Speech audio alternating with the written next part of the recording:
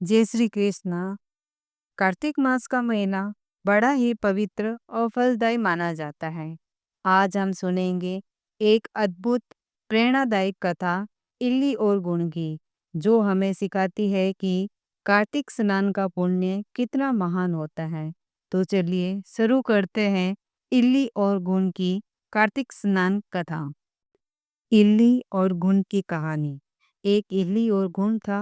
इल्ली बोली, आओ गुण कार्तिक स्नान करे।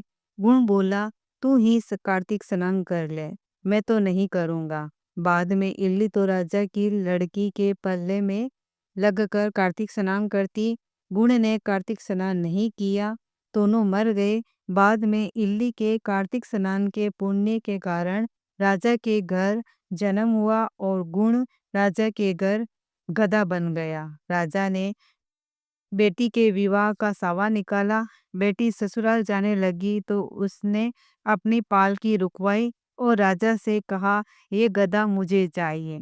तब राजा ने कहा, ये मत ले, चाहे और धन दौलत ले ले, पर लड़की नहीं मानी। मुझे तो यही चाहिए।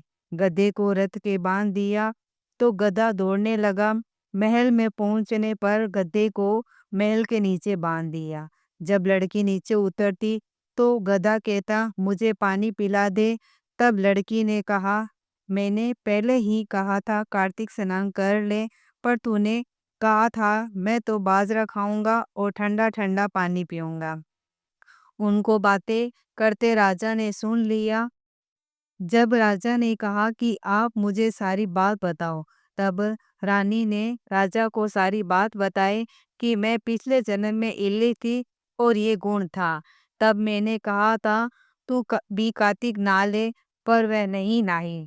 मैं कार्तिक स्नान के पुण्य से राजा के घर लड़की हुई और आपके घर में राजपाट कर रही हूँ। तब राजा ने कहा कि कार्तिक स्नान का इतना पुण्य है तो मैं हम दोनों जोड़े से नहाएंगे।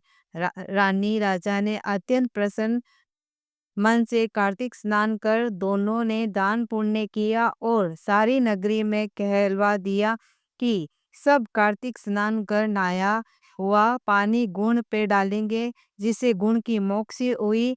और कार्तिक भगवान विष्णु भगवान जैसे सुख इली को दिया वैसा सबको देना, कहता सुनता हुकारा बनता सारे परिवार ने दे। जिस प्रकार इली ने कार्तिक स्नान कर अगले जन्म में राजकुमारी का रूप पाया, वैसे ही जो भक्त कार्तिक मास में स्नान, दान और भगवान विष्णु की भक्ति करते हैं, उन्हें भी जीवन में सुख, शांति और मोक्ष की प्राप्ति होती है। अगर आपको ये कथा पसंद आई हो तो इसे शेयर करें, लाइक करें और चैनल को सब्सक्राइब करें, ताकि ऐसी और प्रेरक कथाएं आप तक पहुंचती रहे। जय श्री कृष्ण।